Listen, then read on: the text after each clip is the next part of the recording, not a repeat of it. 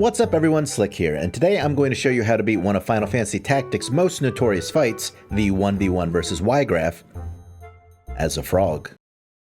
First things first, let's see what we're working with here. Wiegraf unleashes his Bankai and does 1,000,000 damage to us, which is less than ideal. When you have the frog status, your characters will take 50% bonus physical damage, making Wiegraf's powerful sword arts even more lethal than they were before. Furthermore, when you are a frog, your offensive capabilities are incredibly limited. There are only two different actions you can perform. The first is a pathetically weak physical attack which barely does anything at all. The second, funnily enough, is that you can cast the black magic spell Frog. If you successfully hit a frog unit with Frog, this will unfrog them. So you might be thinking that I will simply unfrog myself and then carry on the fight normally. You would, however, be wrong, you big dumb idiot.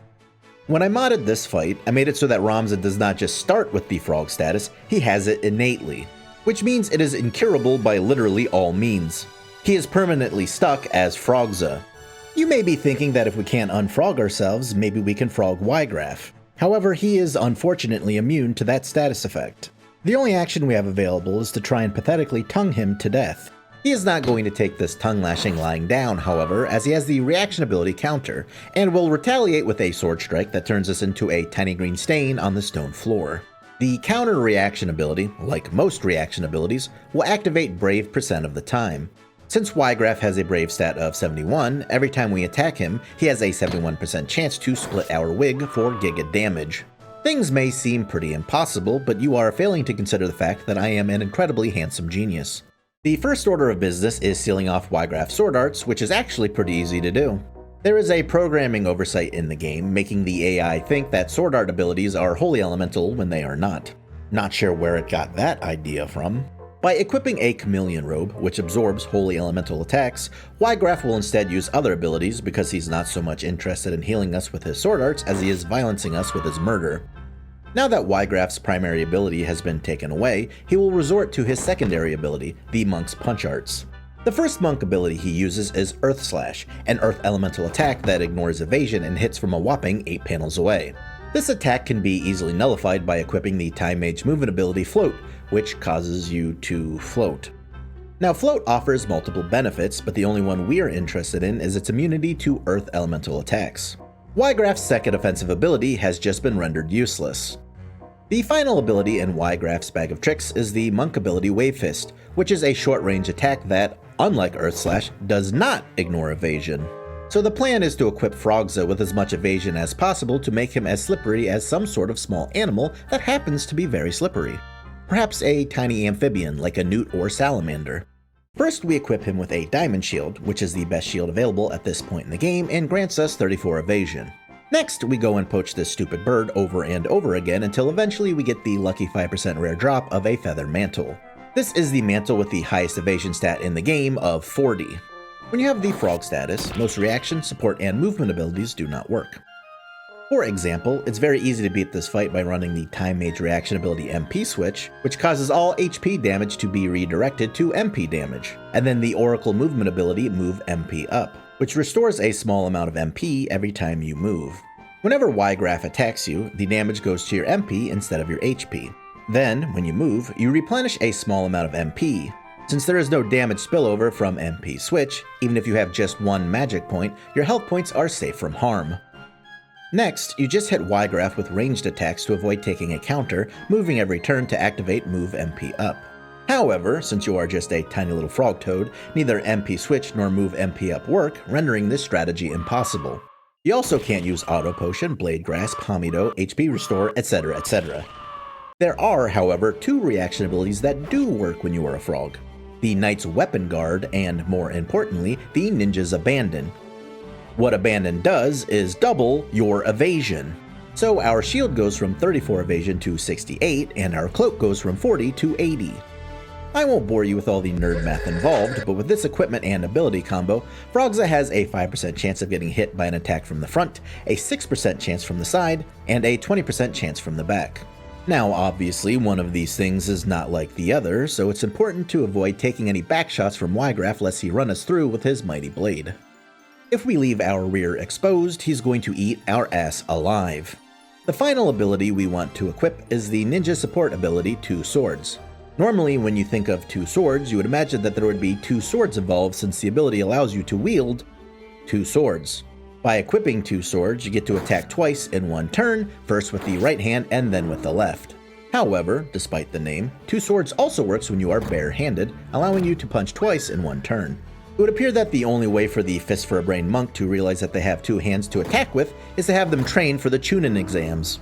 The normal damage formula for an attack is your character's physical attack stat times their weapon attack stat. However, the Frog's attacking formula is just physical attack times bravery divided by 100. Since weapon power has no effect on frog attacks, we can just not equip one. And funnily enough, since two swords works when you are unarmed, we can now do two frog attacks per turn, doubling our overall damage output, which, while still pathetic, is now half as pathetic as it was before. Getting two attacks per turn is critical because it halves the number of turns Wiegraf gets to attack us while we whittle his health down over the course of 40 turns. The final piece of the puzzle is some more nerd math nonsense. In this game, each character has a zodiac sign depending on when they were born.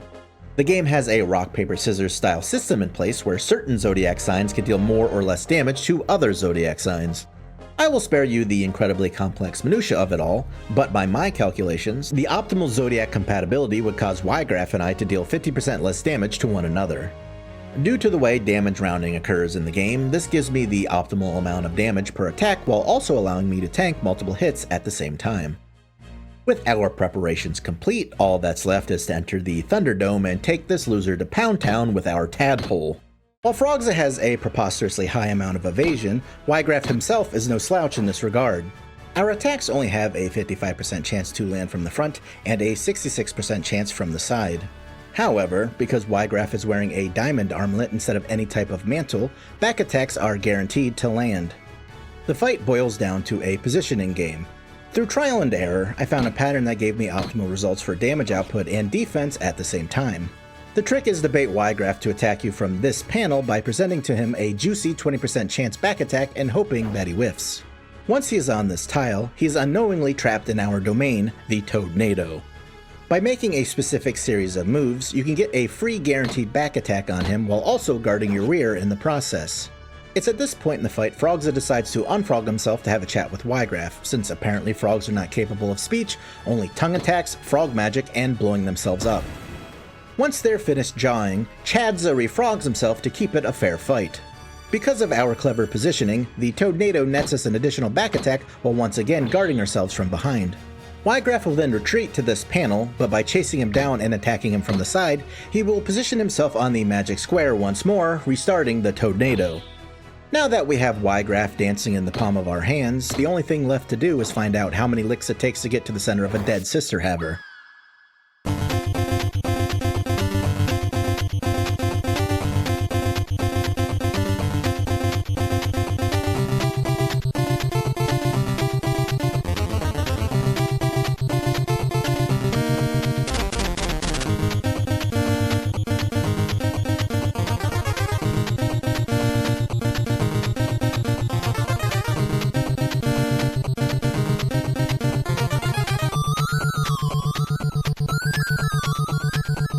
After a long and strenuous montage, we have whittled Wiegraf all the way down to 93 HP without him managing to land a single blow.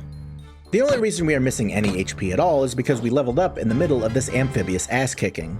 We move behind Wiegraf, landing one final sure-hit attack, bringing the fight to a close. Shoulda learned an anti-domain technique, loser.